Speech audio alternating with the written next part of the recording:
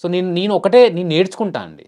Like మనకు fame వస్తే మనం ఇలా చేయకూడదు. చేస్తే ఇలా నేను ఎలా ఫీల్ అయ్యానో అలా ఫీల్ అవుతారు అవతల అవతల వాళ్ళు. వ్యక్తి అలా ఫీల్ అవుతారు. సో మనం ఇలా చేయకూడదని తప్ప నేను అతని మీద ఏం ఫీల్ అవ్వను.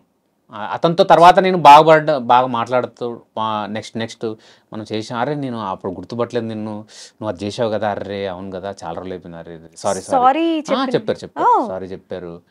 అలా సారీ చెప్పిన సందర్భాలు ఉన్నాయి. కొన్నిసార్లు సెట్లో కూడా లైక్ ఇప్పుడు వేరే లాంగ్వేజ్ వాళ్ళు వస్తారు కదా, తమిళ్ వాళ్ళు. ఒక సినిమాకి జరిగింది అలాగే. ఆయన తమిళ్ యాక్టరు, తమిళ్లో విలన్గా బాగా చేస్తుంటారు, ఆయన తెలుగులో కూడా చేస్తున్నారు. సో ఆయన పక్కనే ఆయన రైట్ హ్యాండ్ క్యారెక్టర్ చేస్తున్నా, ఆయన ఎవరు అనుకుంటాడు కదా, నేను అసలు ఇక్కడల్లో సరిగా పట్టించుకున్నప్పుడు ఇంకా ఆయన ఎందుకు పట్టించుకుంటాడు. సో ఆయన చాలా ఇదిగా ఉంటున్నాడు. నేను సార్ నేను ఇలా చెప్తాను సార్ డైలాగు, మీరు ఇలా రియాక్షన్ ఇవ్వండి సార్, ఇంగ్లీష్లో చెప్తున్నా. ఓకేమా అని అంటున్నాడు ఆయన. ఓకే సార్ ఇలా చెప్తాను, ఇలా డైలాగ్ చెప్తుంటే ఆయన రియాక్షన్ ఇవ్వాల. సార్ ఇలా రియాక్షన్ అంటే యార్ రేవా ఆయనకు సొల్లరా యార్ రేవా అని వాళ్ళ అసిస్టెంట్ చెప్తే నాకు తమిళ్ వచ్చు, నాకు అన్నీ అర్థమవుతున్నాయి. ఏదేదో అన్నాడు కూడా, ఎవడరా వీడు వేస్ట్ ఫెలో అది ఇది కూడా అన్నాడు ఏదో వాళ్ళ మేకప్ మ్యాన్తో. అన్నప్పుడు కూడా సర్లే అన్నాడులే వదిలేసే లైట్ అనుకోని లైట్గా ఉన్నా. తర్వాత ఒక సీన్ వచ్చింది, ఒక సీన్ చేశాక అదే సినిమాలో ఇంకో సీనియర్ తెలుగు ఆర్టిస్ట్ ఉన్నారు. ఆయన నన్ను గుర్తుపట్టి ఆయన నన్ను దగ్గర కూర్చొని మాట్లాడి అన్ని ఇంతకుముందు చేయడం వల్ల ఆయనకి పరిచయం.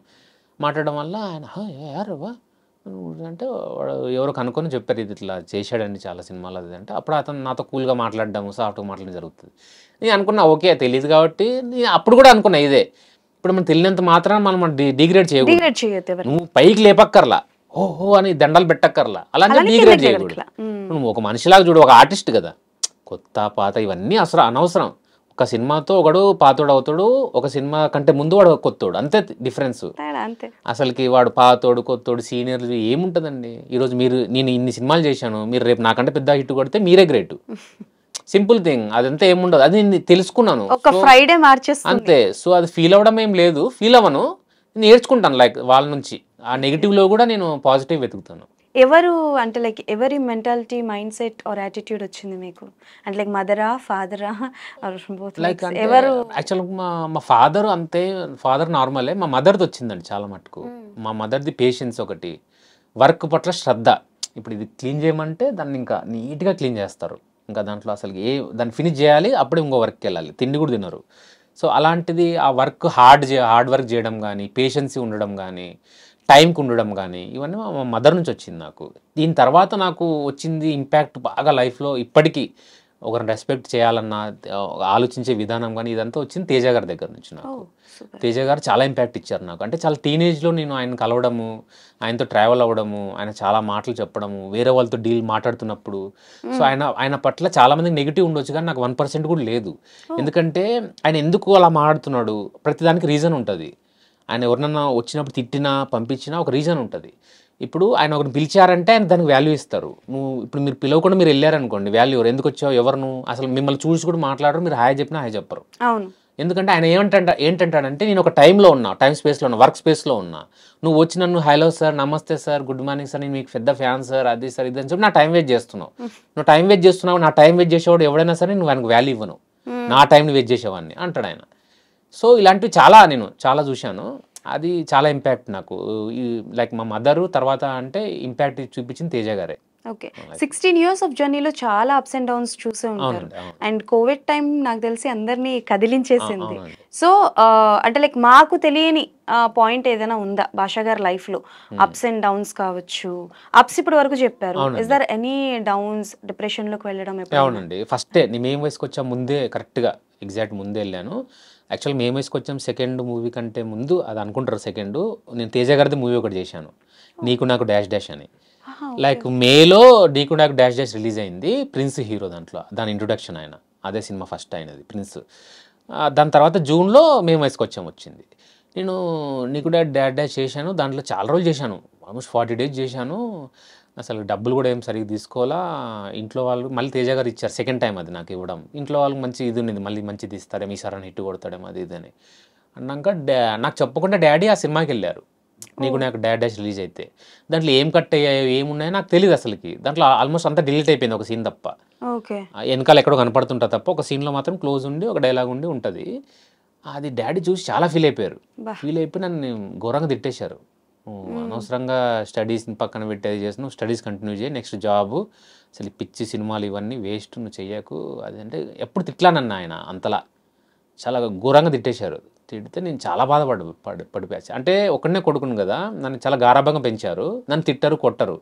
అలాంటి మా ఫాదర్ నన్ను ఫస్ట్ టైం ఇంతలా తిట్టాడే అనేది అసలు నేను అంటే అది తట్టుకోలేకపోయాను. అసలు ఘోరంగా ఏడ్చేసి అసలు చాలా డిప్రెషన్కి వెళ్ళిపోయా. అసలు ఇంకా ఎక్కువ నా లైఫ్లో ఇప్పటివరకు కూడా మళ్ళీ అంతలా ఏడ్లా నేను. అసలుకి మా ఇంటి దగ్గర పక్కన మెట్ల దగ్గరకు ఉంటే అక్కడికి పక్కన వెళ్ళి కూర్చొని చాలా ఏడ్చేసాను. ఏంట్రా బాబు నేను ఏదో అనుకున్నాను ఇది అని. ఇంకా సరే వదిలేద్దామనే ఫీలింగ్లో ఉన్నా. ఇంకా మేము వేసుకొచ్చాం, అంతా కంప్లీట్ అయిపోయింది, డబ్బింగ్ అంతా అయిపోయింది, అది కూడా రిలీజ్ ఉందని తెలుసు. కానీ ఇంకా అదైనా అంతే అవుద్ది అని, ఇంక సినిమాలే ఇంతే, మనం ఇంక సక్సెస్ అవ్వడాలు అవన్నీ ఏమి ఉండవు అని అనుకున్నాను. అనుకున్నాక మేము వేసుకొచ్చాం, రిలీజ్ అయింది. మేము వేసుకొచ్చాం, రిలీజ్ అయ్యి మార్నింగ్ షో టాక్ వచ్చింది. సినిమా చూడలా, భయమేసి. టాక్ వస్తుంది బాగానే ఉంది అంటున్నారు, ఏముండదు ఇదంతా, ఎందుకు హిట్ అవుతాయి, తనేష్ ఏం పెద్ద హీరో కాదు అప్పుడు, కొత్త డైరెక్టర్ అయిన త్రినాథ్ గారు, ఇది కూడా ఫ్లాప్ అయి ఉంటుంది అనుకుని నేను సినిమాకి వెళ్ళా. మళ్ళీ మా ఫాదర్ మా మదర్ని తీసుకొని వెళ్ళారు. ఓకే, సెకండ్ షోకి వెళ్ళారు. ఆయనకి ఉంది, ఆయన ఏంటంటే తర్వాత చెప్తా ఆయన ఎందుకు ఉంది అనేది. సో ఆయన సెకండ్ షోకి వెళ్ళారు, నాకు సినిమాకి వెళ్ళారని కూడా తెలుసు. అంటే వెళ్ళారు, నన్ను అడిగారు, నేను రానులే అన్నాను. వెళ్ళారు, వెళ్ళొచ్చి 1 o'clock 1:30కి ఇంటికి వచ్చి నేను పడుకున్నా. ఫుల్గా పడుకుంటే డోర్ బయట నుంచి పెట్టేది వెళ్ళారు, ఓపెన్ చేసి వచ్చి డాడీ నన్ను తట్టి లేపారు. ఆ టైం లేరా అంటే చూస్తే డాడీ కళ్ళలో నీళ్ళు ఉన్నాయి. అంటే ఏమేంటి డాడీ అని నాకు షాకు. ఏంటి ఏమేంటి డాడీ అంటే ఇలా తీసుకొని ఇలా హగ్ చేసుకున్నారు. హగ్ చేసుకున్నప్పుడు నాకు అసలు ఇంకా అంటే నేను అసలుకి ఇట్లాంటి ఇంట్రెస్ట్లో చాలా చూశాను, అందరు ఏడ్ చేస్తుంటారు కానీ ఎమోషన్ అండి, ఎవరేం చేయలేరు. మీరు అసలు ఏడిపించేశారు. అసలు నాకు అంటే యాక్చువల్గా ఇష్టం ఉండదు, నేను చాలా రోజులు పర్సనల్ ఇంటర్వ్యూస్ కూడా అందుకే అవాయిడ్ చేశాను. అంటే మనం రియల్గా మాట్లాడినప్పుడు ఇది ఏడ్చి వేరే వాళ్ళు చూసి ఎందుకులే, నా కష్టాలు ఇవన్నీ తెలియడం అనవసరము, నేను యాజ్ యాక్టర్గా ఉన్నాను అనుకున్నాను. సో ఆ రోజైనా హగ్ చేసుకొని చాలా ప్రేజ్ చేశారు నన్ను. నేను ఏమనుకున్నాను రా, లైక్ నువ్వు అచీవ్ చేసావు, అంటే నువ్వు అసలు యాక్టర్ అవుతావా, అసలు నీ యాక్టింగ్ స్కిల్ ఉందా, ఇదంతా కూడా నాకు తెలియదు, ఏదో చేస్తున్నావు అనుకున్నాను, కానీ ఆ సినిమాలో నన్ను ఏడిపించేసావు అన్నాడు ఆయన. ఆ ఫీల్తో నేను హగ్ చేసుకోవాలనిపించింది అనేసరికి నాకు అసలు అంత మించిన అవార్డు ఇప్పటివరకు నాకు అంత అంటారు కదా, ఒక హై అంటాం కదా, ఆ హై నాకు ఇప్పటివరకు ఏది ఇవ్వాల, సినిమా ఏది ఇవ్వాల నాకు, అప్పుడు ఇచ్చింది, ఇప్పటివరకు నేను ఆగల. సో అక్కడ నుంచి చాలా కాన్ఫిడెంట్గా, అప్పటి నుంచి నాకు ఇంట్లో అసలు సపోర్ట్ చేయకపోవడం ఏమీ లేదు. ఒక్కనే కొడుకైనా నేను చాలా హడ్డల్స్, నేను డబ్బులు సరిగా రావు, కొన్నిసార్లు ఖాళీగా ఉంటాను 2-3 నెలలు అయినా కూడా అసలు ఏ రోజు డాడీ వచ్చి క్వశ్చన్ అడిగి అసలు వదిలేశారు. అసలు ఫుల్గా నేనే అనుకుంటాను, ఇంకా ఏమైనా అనుకుంటున్నారేమో అంటే నీ అంతలు నేనే చెప్పేవాడిని, ఇలా నాకు డబ్బులు రావాలి కానీ రాలేదు, లేదా పలానా షూటింగ్ ఏదో పోస్ట్పోన్ అయింది అందుకే ఖాళీగా ఉన్నాను అని చెప్పేవాడిని. కానీ పర్లేదు అనేవాళ్ళ ఆయన. అంటే ఆయన నా కోసం అలా నన్ను సపోర్ట్ చేయడానికి, ఆయనకు సహకరించకపోయినా ఆయన హెల్త్ అయినా కూడా బాగా కష్టపడ్డారు ఆయన నా కోసం.